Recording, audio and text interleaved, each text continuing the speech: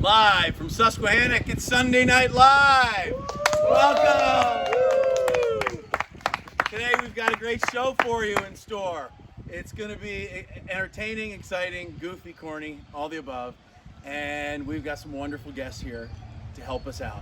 So let me get right to it. So I'm substituting in tonight for Elliot Barr, who's out on extreme high adventure professional day off. We really don't know what he's doing. We don't know if we'll find him, but when he comes back, we'll be sure to check in and see how he's doing. But my partner today and our co-host, the lovely Abigail Hayno. Yeah! Yes. So today we have a returning superstar, Audrey Hello. Shaw from True Oh, Sport. yeah. Tyler T.C. Carter. Hi. Three-time Olympian, Paralympic downhill skier extraordinaire. And they have come to us today. We love you, Tyler! Yay! Woo! They have come and spent the last couple of days with us in Susquehannock and have worked with all the children, the campers, to just teach them all about the wonderful things that camp and sports can do for your children and for all of us for that matter. Tyler's been discussing and Audrey have been discussing perseverance, overcoming challenges, getting through fear, and we've been delivering the True Sport message that Audrey has so graciously agreed to help us with. So with that said, Abigail, what would you like to hear first? Tyler, I'm actually really curious about what your pre and post run meals look like. Pre and post run meals. That is an excellent question. Now that we're here having our little treat here on Sunday, I have to say my post meal is ice cream. I know that's a little, maybe not what you think, but ice cream is food for the soul. It's powered me through 3 Paralympics. So that's my post meal. My pre-meal, usually a banana, maybe a protein shake, a little mix there, a little balance so it's not too heavy to stomach. So good little start, but we got to finish with ice cream. Obviously, always. It's the perfect finisher. Yeah. What are we? And Audrey, as a former rowing master, crew master, and strength and conditioning coach, what did you use to fuel your body? What do you recommend your clients? A good balance, thinking about carbohydrates and protein before, using those fats to fill the body. So scientific. So scientific. At the end of the day, though, test it out, change your foods up, see what makes you feel really good, and stick with those. Eat more ice cream. No carbohydrates! Abigail. Another question. Yes, I know you're just a plethora of questions waiting to come out. So we talked a little bit about this, I know, with the girls yesterday, but you guys both have had different struggles with body image for very different reasons. But can you guys both talk about mindset with that and how that's evolved over your career? Oh, letting me start. Oh, how kind. Well, for me, if you can't tell in the video, I'm missing my leg below the knee. I normally have an awesome, cool Caps America prosthetic leg, but I'm a little banged up at the moment and can't wear it. So for me, growing up, bullying was a pretty common trend, and I'm really hopefully everyone's anti-bullying, but I'm super against it because there's no place for it in the world. And for me, growing up with that, having people look at me differently just because I'm missing my leg, I'm just a guy with a big heart that loves ice cream. But that wasn't always the case that people wanted to accept me. What worked for me, what got me through that time, was finding my group, finding my tribe, as we were talking about, and just sticking with those that love and respect me for who I am. You don't need a lot of friends, you just need a couple really good ones, and that worked out for me. I'd say being a girl/woman in this world, comparison culture is really easy to fall into, and there is power in acknowledging someone else's strengths. However, when we start to identify the things we want to change to become like them, it becomes really toxic. So finding the balance of admiring others for the things they have, the things they do, but also acknowledging that we come equipped with our own things to be proud of, and giving ourselves acknowledgement for that. Nice. So, Tyler, the biggest challenge you've had to date to overcome in your life I know there's probably a lot of them, but if you could single one out, and how you got through it, and how you got through the sleepless nights and the sweats and the anxiety of that challenge to persevere through. That's a good question. Biggest challenge in my life, definitely not eating enough ice cream. Obviously, that's something I work through every day.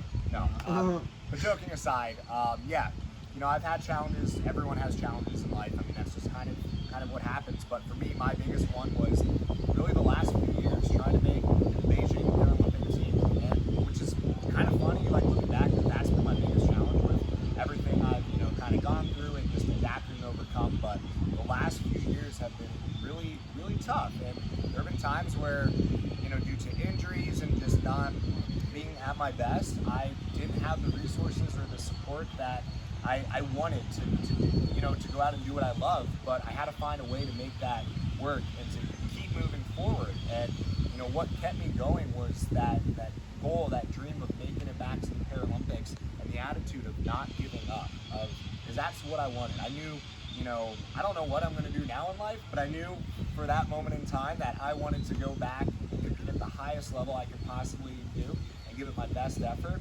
I gave everything I had to that, but it was a uphill battle, which is hard because I'm a skier. I like going down the hill. I don't like going uphill. I like going down. Yes. But just fighting and not giving up over the times of injuries, of not being on the national team, not having the financial resources I needed to do this. I mean, we talked about it before, but there were sleepless nights. There were nights that I wasn't sure if I could do it, but I knew that I would never forgive myself if I gave up, and I just kept going, and it ended up working out. Great. Miss Abigail. Yes. So this is kind of, both of you can answer this. I know you guys went around camp today and saw some of our clinics. What did you see while you were around camp? What did you love? What was your favorite parts of camp these past few days? My favorite was the amount of times I got to watch young people try something new, be a little bit scared to step into that space, but still walk in, find their own way of doing it, not give up, continue persevering through the challenge, and then to encourage each other as they were figuring out, how do I do this with my feet? Or I can't touch a soccer ball with my hands. All those little things, so definitely my favorite. So, at Susquehannock, we are believers and supporters of multi-sport athletic development. We believe it helps kids mentally stay strong, physically develop a well-rounded body. When you, Tyler, are in a very individualized sport, but what advice would you give to parents, families, young kids who are contemplating and they think that their 11, 12, 13-year-olds should be specializing in one sport?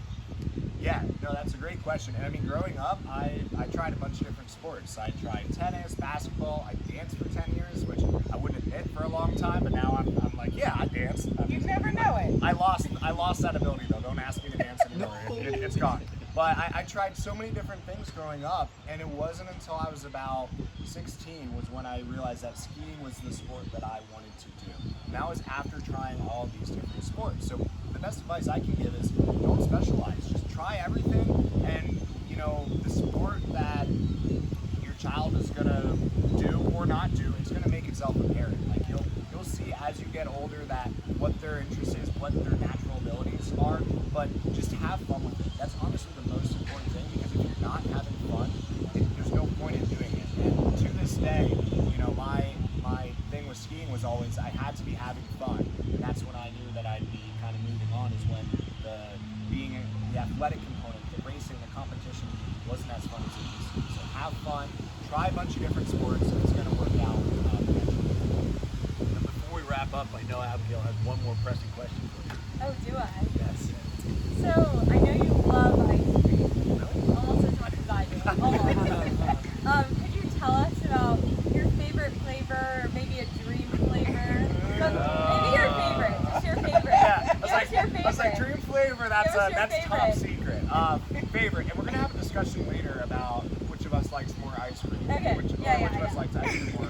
I think that's up for debate. But favorite flavor is usually anything with chocolate. I love extreme chocolate mousse tracks, which is, as it sounds, all the chocolate inside with like brownies and chocolate sauce and all the good stuff. But anything with chocolate. But honestly, any day you're having ice cream, it's a good day. Wednesdays and Sundays. Wednesdays and Sundays. Yes. Man, with our ice cream days.